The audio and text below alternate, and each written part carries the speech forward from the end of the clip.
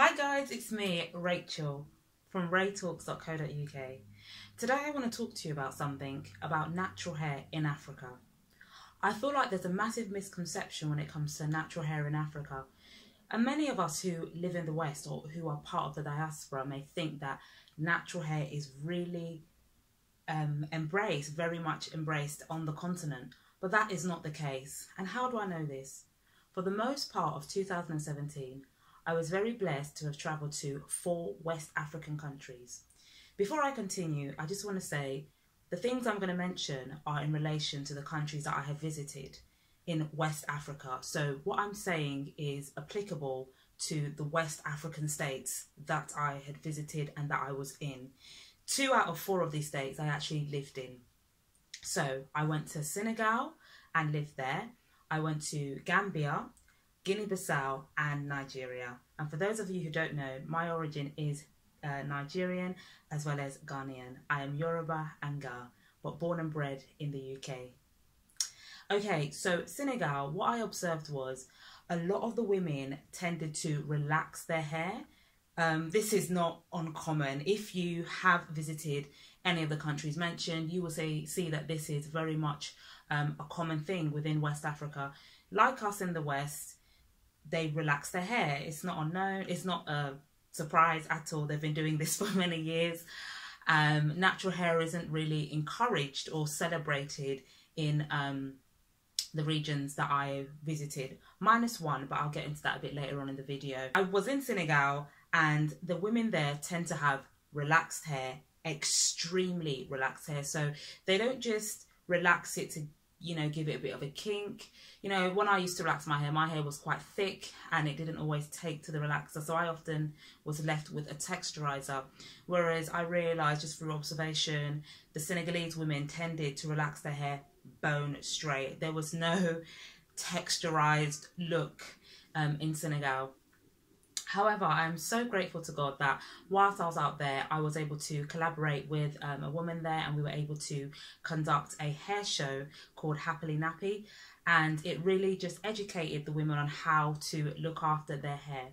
One thing I also realised with Senegal is that the people who were more likely to embrace natural hair, they were French-speaking expats, or they were French speakers from other African states. For example, they may be from the Ivory Coast or Car, for example. These people were more likely to have natural hair, but in terms of Senegalese women, I didn't really see many Senegalese women with natural hair. I'm not saying that, you know, that all Senegalese women do not have natural hair, but from my observation, I realised there was a massive lack of women with natural hair. Another country I visited, as mentioned, is the Gambia, and the Gambia is next door to Senegal. In fact, it's not next door, it's a strip that goes through Senegal, a country that literally goes through Senegal, and hopefully I will have a map up that better explains the location of Gambia.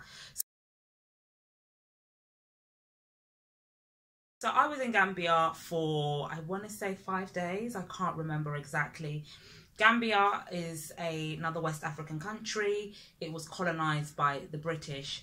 And a lot of the ethnic groups within the Gambia are also very much so in Senegal, like the Wolof, the Mandinkas. They can be found in Senegal as well as Gambia. Again, a lot of the women in Gambia had this bone straight, relaxed hair. I didn't really do anything about natural hair when I was in the Gambia. I did some other stuff, but it would be great to go back there and do something related to hair care. Another country I visited was Guinea Bissau. Guinea Bissau was a Portuguese colony, and this is next door to Senegal. So you've got Senegal, Gambia going through, then the other side of Senegal, and then you have Guinea Bissau. Guinea Bissau for me is probably one of the most beautiful countries I've ever visited in my life. I feel like the agriculture was phenomenal. It was super green. And when I was on a set place, on my way to Guinea Bissau, and I was telling them, oh, I'm going to Guinea Bissau. They were like, oh, Guinea Bissau or Guinea Bissau or Ziguinchor. So, Ziguinchor is in Senegal, and you go to from Ziguinchor, you can get a bus to Guinea Bissau. And one thing that was constantly said about Bissau was, oh, c'est beaucoup vert, it's like very green, very green. It's so beautiful. If I have any decent images, I will insert them somewhere in the video.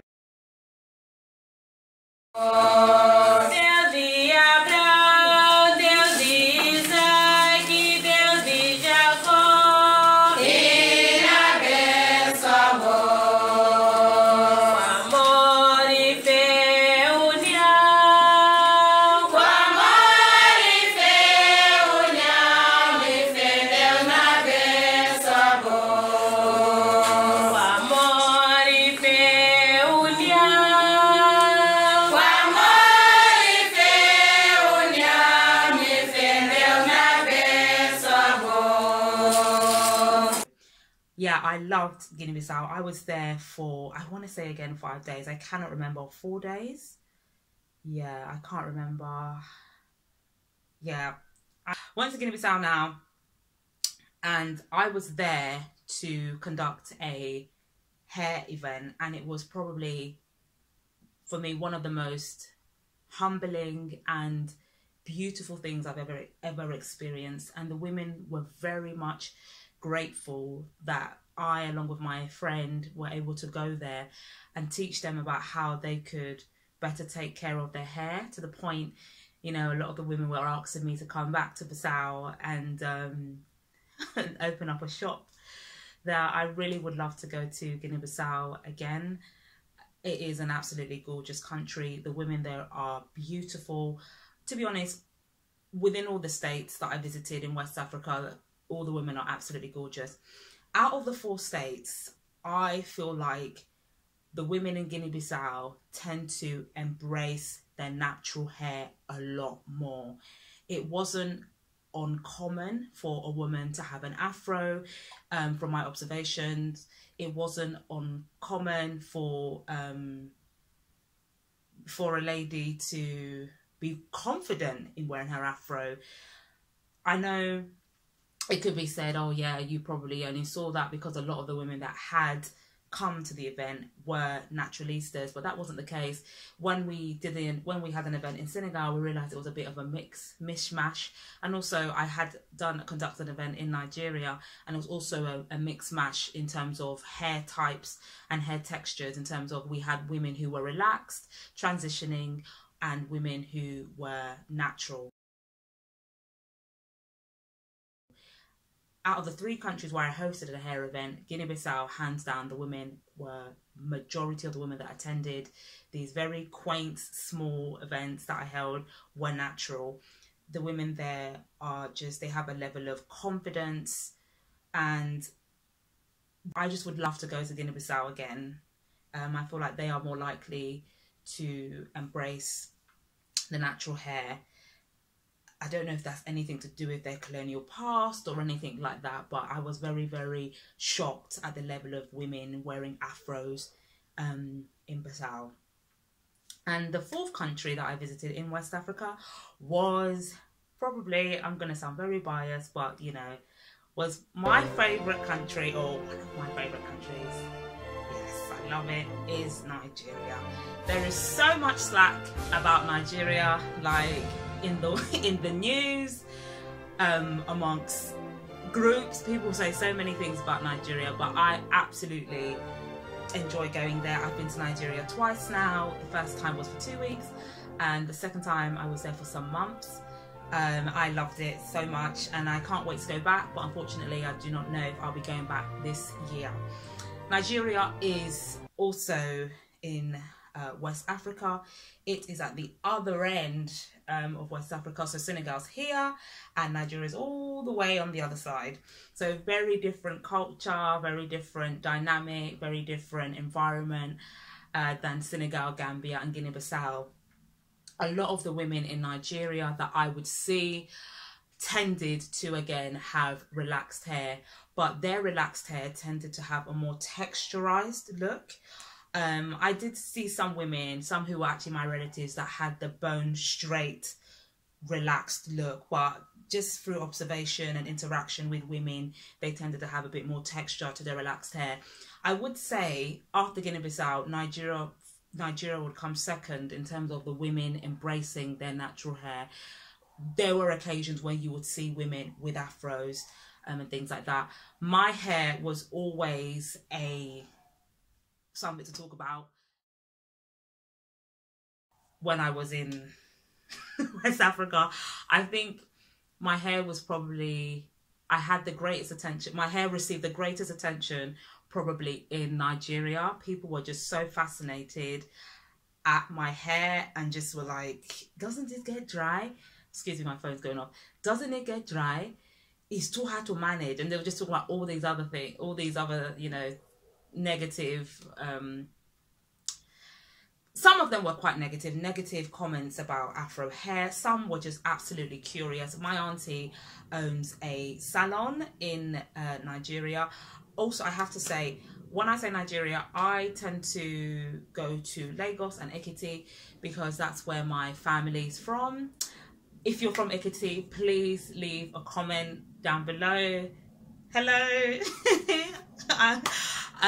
Yeah, so I was in Ekiti when these things were happening. In Lagos, when I've been to Lagos, I think the first time, if people got a glimmer of my natural hair, I hope this is recording it, if people got a glimmer of my natural hair, again, they were fascinated. There was like, wow, there was a level of, you know, of, I don't know, they're just admiration for the hair. I did get that in Ekiti as well. However, there was fascination, and then there was also disbelief, and also just a lack of understanding as to why one would choose not to relax their hair. There are many connotations within Nigeria that suggest if you are natural in terms of your hair, that you belong to a certain religious sect, which was quite funny actually. So yeah, that was quite interesting. And I would say the natural hair community is growing. There is a natural hair salon in Ekiti, Nigeria, and I will link it down below or maybe put it on the screen. And if you do get in contact, tell Lola that Rachel sent you. She is amazing, Lola. She does amazing work with hair, whether it's relaxed or natural, but her salon is specialized in natural hair.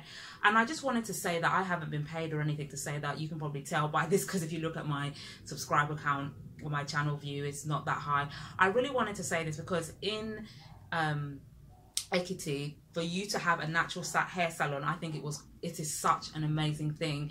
When people think about Nigeria, they tend to think about Lagos and Abuja and maybe Port Harcourt, but in terms of other areas, they often get like shunned away, or people don't really think about them. But yeah, in short, I would say Guinea-Bissau, from my travels and my living in some of these states, Guinea-Bissau, hands down, was probably the most embracive when it came to natural hair. They really embraced natural hair, the women in Guinea-Bissau.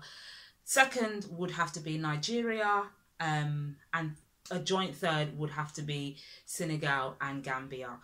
I'm very interested to know as to why that is the case. I don't know if the colonial influence is a lot greater in the French-speaking countries as opposed to the Portuguese-speaking country. FYI, not many people in Guinea-Bissau actually speak Portuguese. I was very, very shocked by that. They speak a Creole. Yes. So, yeah, and I don't know if it's because, or I don't know if the way women, I'm not sure if the way women... Lego.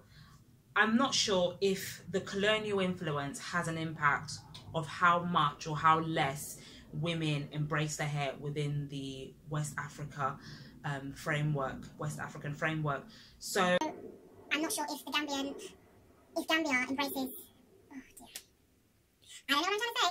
Yeah, I'm not sure as to why, you know, some nations seem to embrace natural hair more than others. Is it because there was a stronger colonial force, or a weaker colonial force within these different states. I just think it's quite interesting, especially because we have a nice mix of countries here. Yes, the first three I did mention are literally next door to each other, and their ethnic groups or tribes. I studied anthropology, and apparently saying tribes is offensive. Please, in the comments down below, let me know if you agree with this. Growing up, we said tribes, but anyway, I'm not sure if the three countries are next to each other, but they were all colonized by different nations. So Senegal was colonized by the French, Gambia the British, and Guinea Bissau by the Portuguese. And I do wonder if this has an influence on how they embrace their natural hair. It's funny because although they were quite next to each other they are next to each other, their approach differed greatly. And with Nigeria, it'll be interesting to see if there is a correlation between the colonial master and how Nigerian women embrace their hair. But one thing I will say about West Africa anyway, and Africa as a whole, more and more women are embracing their natural hair. A lot of the women may not know how to. So if you ever get a chance to visit any of the African states, whether it be an African nation in the east, the south, or the west, and some regions in the north, please, if you are knowledgeable about hair, feel free to share the knowledge so you are able to empower these women. And one reason as to why I decided to conduct some of these things was also to empower women, to tell them about something called the health message and the benefit of living holistically and healthily. And also it was a means for them to learn how to then capitalize on some of the skills that they have. This video is a bit all over the place, but I just hope you got something from it. And thank you so much for watching. Please comment and subscribe and share this. And please let me know your thoughts down below. Ray.